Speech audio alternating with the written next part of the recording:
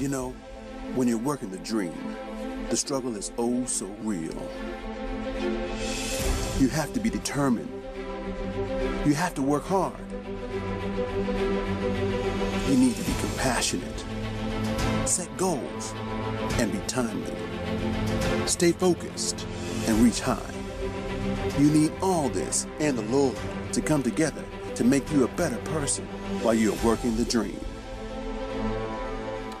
Hello and welcome to Working the Dream. I'm your host, Eric Kelly, and today we're going to share tips on what can be some of the most challenging parts of all of our jobs, and that is dealing with bosses. The one person at work that seems to have the most impact on us is the person we report directly to, our supervisor. Now, how many people go home every day dreading returning the next day simply because the relationship that they have with their manager is so poor? Well, today we're going to share proven techniques on how you can deal with the power-mad boss, the evil boss, and still enjoy your job. Now, if you've worked one day already in your career, you've probably realized that the basic workplace is based loosely on military hierarchy. There are layers of leaders with various ranks passing on directives of the more senior leaders to those of less rank. In the military system, the general would give directives to the colonel, who would then give directives to the major, who would direct the captain, who would direct the lieutenant, down through the sergeant to the private. Now, to follow the same structure in our corporate model, let's use the positions that are most common in a business organization. First, there's the chairman of the board, who will give leadership and directives to the CEO, who will then do that to the company president, who will then direct the vice presidents, who then will tell the directors what to do, who will then tell the senior managers what to do, who will then direct the managers, and they will direct the frontline supervisors all the way down to the frontline employee. Now, you may be blessed to have a supervisor that is a true Christian. Now, don't get that confused with somebody who goes to church. Going to church doesn't make one a Christian any more than sitting in a garage makes them a Ferrari. A true Christian will strive to be fair and above board in all their dealings. They're going to be honest. They're going to be forthright. They'll probably be able to correct you and coach you without making you feel like 2 cents waiting on change. You will be able to see their relationship to God by the way they treat people. That's how it works. Some of the rest of us, however, may report to someone who demonstrates a lot more intimacy with the dark side. They may employ yelling and belittling and rude put-downs as a tool for controlling their team. Either way, you're going to need divine wisdom to deal with everyone on your work team. Now, while you may think good bosses are a breeze, the danger is sometimes when you have a good boss, you may take things for granted. For granted, you ask? Yes, for granted. When you have a great boss, you are not daily reminded of how bad a boss can treat you, so you may not stay motivated to strengthen your daily devotional life. You may be tempted to say to yourself that everything's going to be good today. It's going to be cool, so maybe it'll never end. Wrong. Recess does not last all day. Now, for those of us whose boss seems to have ingested large quantities of the meanie beans, we've got some help for you, so hang on. I would like to introduce a word that explains some behaviors that drive us nuts at work. The word is ego. The challenge with our egos is that sometimes our egos are not supported in reality. When this is the case, it impacts negatively everyone that's around us. It unleashes a destructive force. In fact, the most destructive force to all relationships. That's pride. The Bible has a lot to tell us on how this disease ultimately ends. In Galatians 6:3, it says, "For if anyone thinks he is something, when he is nothing, he deceives himself." In Proverbs 27:2, it says, "Let another praise you, and not your own mouth, a stranger, and not your own lips." For those that like bragging. In Proverbs 16:5, it says, "Everyone who is arrogant in his heart is an abomination to the Lord. Be assured he will not go unpunished." Ooh. I don't want to get punished by the Almighty God for being arrogant. It doesn't make sense how we can be arrogant for some skill or talent or gift that we have when it's God who decides that we wake up every day and use the abilities? By the way, He gave us the talent in the first place. So here's the multi-million-dollar question. How can you survive your boss's ego when it needs an 18-wheeler to get it into the room? And it's been said that some people become dictators after they get promoted. Let me challenge that a little bit. They were always dictators. Yeah, nothing new. They just got promoted and they were given an elevated platform from which to better display their dictator-ishness. Years ago, I ran a training division in a large company, and we were instituting a new process. And this was smiled upon and directed by our senior executive team. So we went out to various locations, and we went to one particular plant manager, and we told him the changes that were coming down. And our group was to train it and bring his people along. So as we're halfway going through this thing, there's a part in it where the senior managers wanted to be apprised of every change that was going on in all of the plants, because the executives want to know what's going on, or else how can they lead? Well, we got to this one part and we said, and the plant managers will report this up through the lines of the organization. And he sat back in his chair. He said, "Excuse me, sir, I'm God in this organization." Well, we responded that we were not challenging his exalted position, but your bosses want your support in rolling out this program. Wow. This person actually in their mind came up with saying, "I'm God"?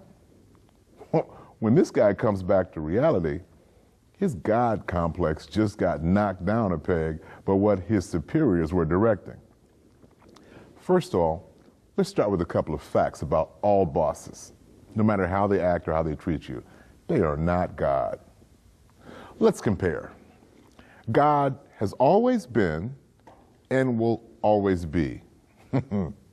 Your boss, on the other hand, they were born, and one day they will die. God is all-knowing, everything. Now, your boss may know a lot about a lot of different things, but ask him how many hairs are on your head. God knows. Your boss may have stock options and a hefty bonus, but God's got all the wealth of the universe.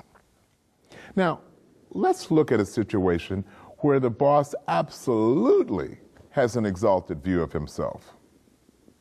Let me simplify this for the simple. In most areas of this company, it is lead, follower, get out of the way. But not in this department, not in my department. In my department, it's follow or get out of the way. And the reason why is because I am the king. I am the king of this department, and all of the employees are like little ants in my yard that bother me. I am like Mufasa, the Lion King.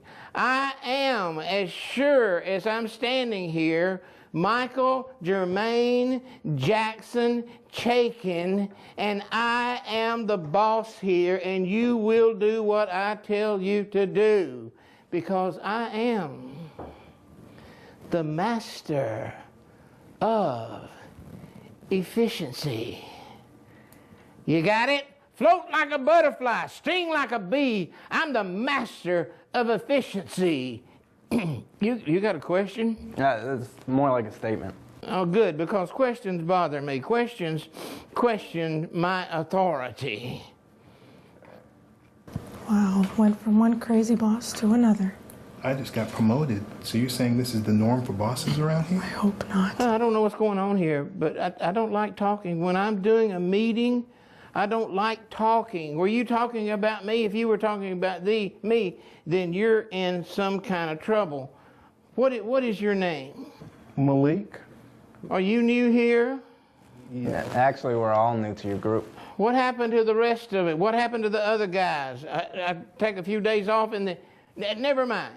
You're all blessed to be able to be working under me as the leader and you as the followers. So what I suggest that you do is you start following, and I'm going to go to my office and I'm going to get some rest. Chop, chop.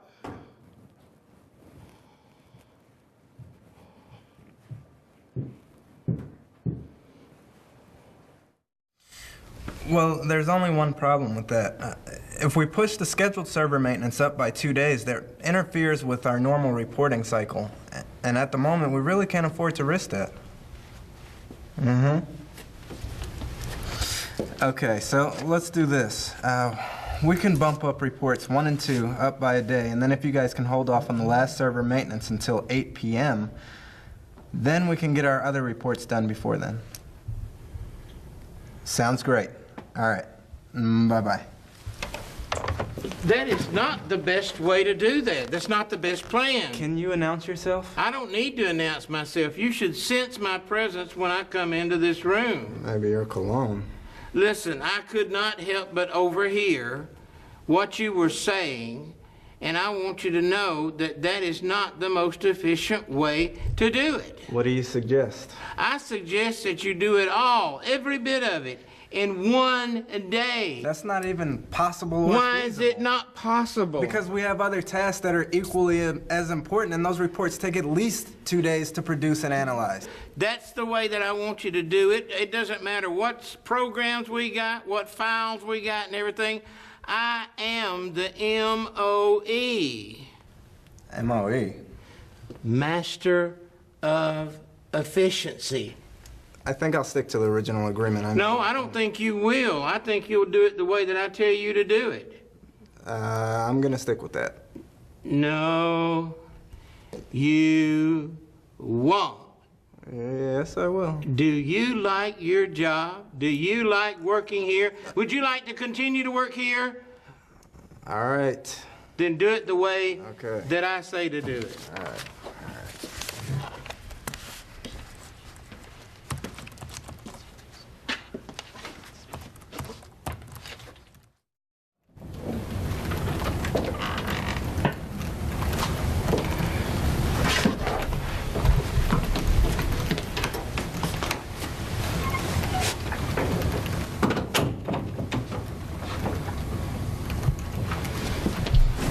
Oh, I see this is how you're doing this. Oh my goodness, you gotta be kidding me. How can I help you, Mr. Chaikin? I was just observing what was taking place, observing your work here, and I just have to say there's a much more efficient way of doing this. But I'm just putting numbers into a spreadsheet. How much more efficient can that be? Yes, but there is a more efficient way to do this. How much more efficient can it be? Who is that guy? What's his name over there? Malik? Malik. Come over here. Come over here now.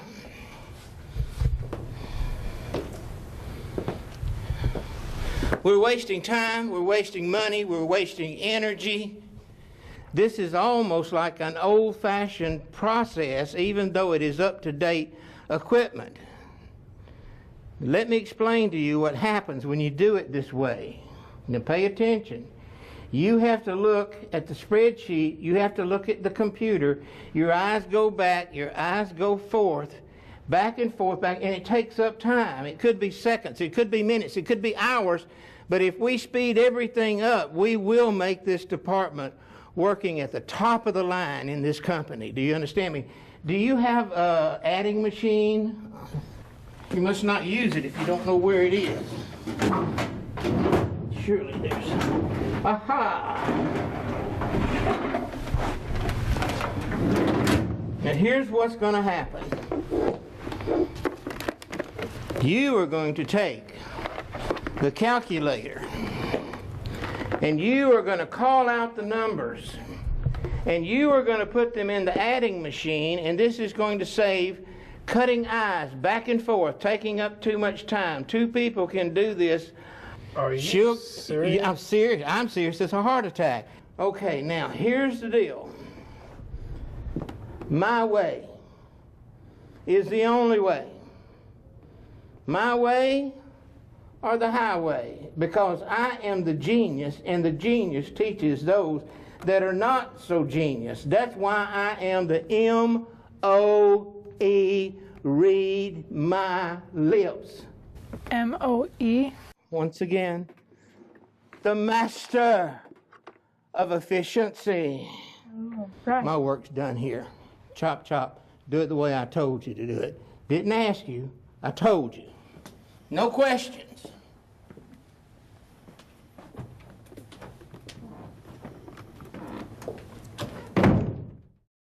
$1,300. 5,000.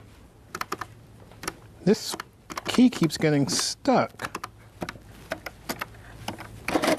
Okay, 5,000. This is so dumb. What are you guys doing? Who uses calculators anymore? Wouldn't it be easier to just enter that into a spreadsheet? Yeah, that would make all the sense in the world, right? Tell that to the master of efficiency. Oh, he hit you with that one too, huh? It's only been a week and he's already starting to get on my nerves. We gotta do something. Maybe we can go to his boss. No, man. That's not how the corporate game works. We do that, we might all end up in the unemployment line. But we gotta do something. I say we get a bag of pepper powder and put it in his drawer. Then it'll explode all over him and then cause him to sneeze, and then we don't have to hear his mouth anymore.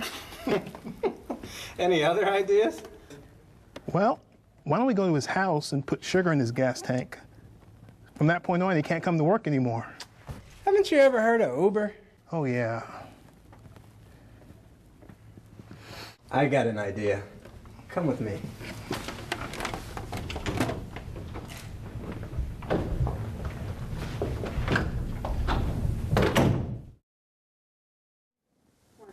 Now, our view of our boss can give them too much power over our lives if we fail to recognize who it is that gave us the job in the first place. Who do you give credit for your job? Is it you, or is it the divine hand that allowed you to get that job? I'm going to ask for a couple of my friends to help me out and illustrate this point. We're going to say that my friend Brian here, we're going to call him the source. This is the divine hand that makes everything work. We're going to have my friend Jason be the resource. That's my supervisor. Now, I need to recognize who is really in control here. However, here's where things get to be a bit muddy. You see, I get paid maybe once a week or once a month or twice a month or whatever. I get paid from my boss. That's a really cool thing. I now go pay bills, buy gas, keep the lights on, and all that good stuff. Now, this happens every week or every month. I get paid again. Now, the interesting thing here is I cannot see the source unless I'm spiritually connected, but I can definitely see the resource. So I'm ready for my pay again, and at this point, I give credit to my resource for everything good that's happening. In fact, I work harder, and my resource decides I'm due for a raise. Whoa, I'm getting more money. But I see my resource, and if I have not talked to my source, then I have a problem. Now, here's sometimes what God allows to happen. Sometimes the divine hand, God's divine hand, is in control of my blessing. And sometimes he lets my resource get moved out of the way. And I'm so used to dealing with my resource. Well, is my life over? Maybe you lose a job. Maybe you get transferred. Maybe whatever's going on in your life goes bad and there's a change here. Now, I'll tell you personally what happens. At that point, I generally get on my knees and I got really, really connected to my source. And here's what God does. Once we know where the power comes from, he says, okay, I think I can bless you again. He'll let another resource come back into your life and the blessings flow. And that's how we're blessed. That's really where the power comes from. Now, here's an issue.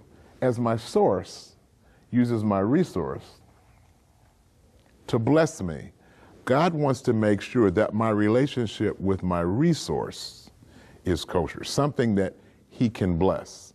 I cannot worship my resource. I can only worship my source. So this flow, This is how our careers go when they're blessed. This is how our lives go when they're blessed, when we understand the power of God to use channels to bless us. And it all begins with understanding who our source is, and that's God. Thank you guys very much. Can I have my money back, please? Thank you. I love the things that the source does for us. Now, sometimes our problems with our boss is based on an age-old ailment, a disease, if you will, an itis. It's called the eye disease, or eye-itis. And the issue is that maybe our egos are at war. Am I letting their eye be bigger than my eye? Let me give you a secret. Anytime there's a conflict between the boss and the direct report, and the issue is one of I and ego, almost every time the direct report loses. Sometimes I'm just going to have to let my boss be the boss. It's the way it is. And by the way, I have a divine comforter that can keep me at peace while I'm doing that. So how do you handle a challenging boss? Well, first of all, find out who they really are. We all come to work, we fight traffic, we go through whatever. You need to know who your boss is. So the better that you understand how your boss thinks and what your boss does and why, the better situated you're going to be to deliver the results that they want. You're going to be better able to manage their expectations and avoid those no-win positions. Now, this might be difficult, especially if your boss gets on your last nerve. But if you're able to put yourself in their shoes and see the world and your workplace as they do, the leverage that you will have in dealing with them will be immeasurable. Here's what you need to know. What do they care about? I mean, really, at the gut level. What keeps them up at night? What frightens them? No matter how they try to convince you they're superhuman, things do bother them. How much importance do they place on impressing others? Every boss has a boss, and they have a boss. Are they trying to work the corporate ladder themselves? How do they measure success? And what do they think about failure? When you know what drives your boss, even if your boss may not be fully conscious of what it is, you can speak to their listening. You can speak to their insides when you're talking to them. You can frame opinions and use language in ways that line up with their values, mellows out their fears, and helps them know that you understand their priorities. In other words, you'll be able to know what's really going on in their heads. You also want to support their successes, and you want to work around their weaknesses. Yes, everybody's got weaknesses, and this boss that may bug you has weaknesses. Now, it might sound a bit counterintuitive to support a bad boss in becoming more successful, but there's absolutely nothing to be gained by making them look bad, or going to war, or attempting to facilitate their failure. If they are as bad as you think and you say, they will likely do a pretty good job of messing things up all by themselves. Now, exposing your boss's incompetence will only compound your misery, and it might damage your reputation, it might even damage your job. One way to help your boss focus on their natural strengths is to be proactive about how you help them deal with their weaknesses. If you know, for instance, that you have a boss who's disorganized, can't find papers on their desk, doesn't know where the next project is, then help them be on top of things rather than whining about their lack of organizational skills. If they've got a problem, be a helper. If you know your boss is often late to meetings, offer to kick off the next meeting for them.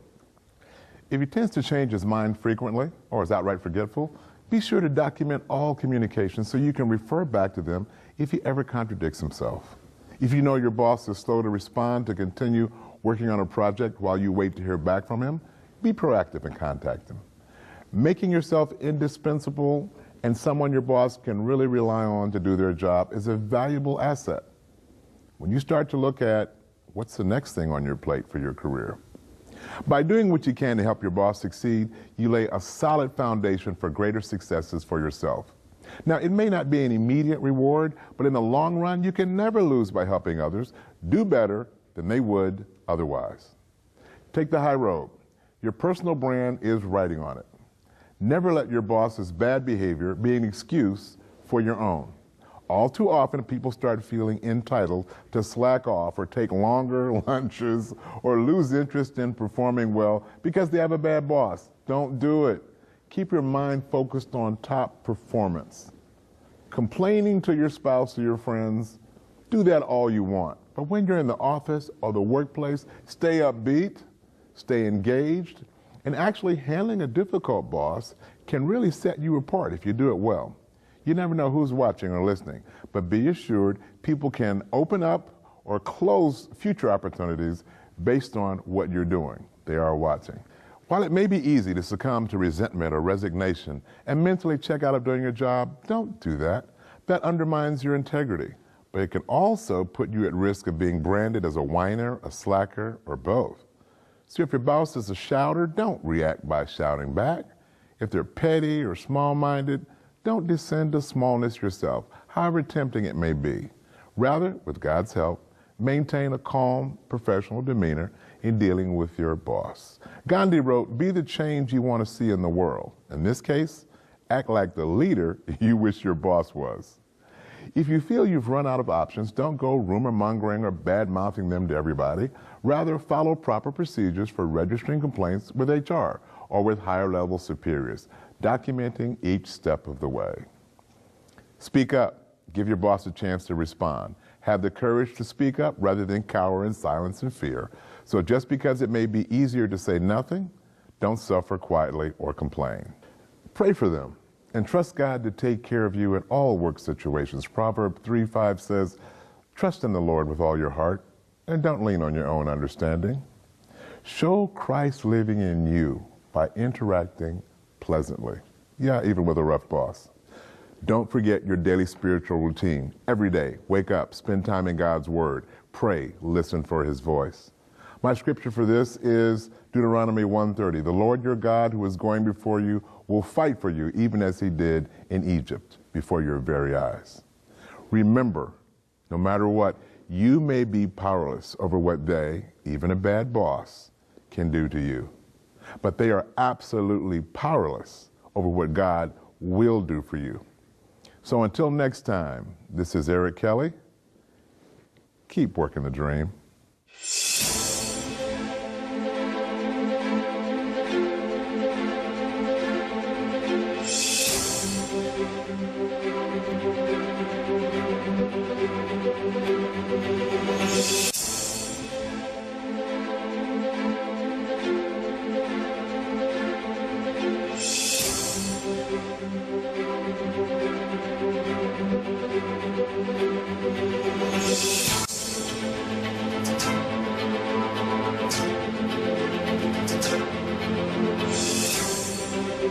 Thank you.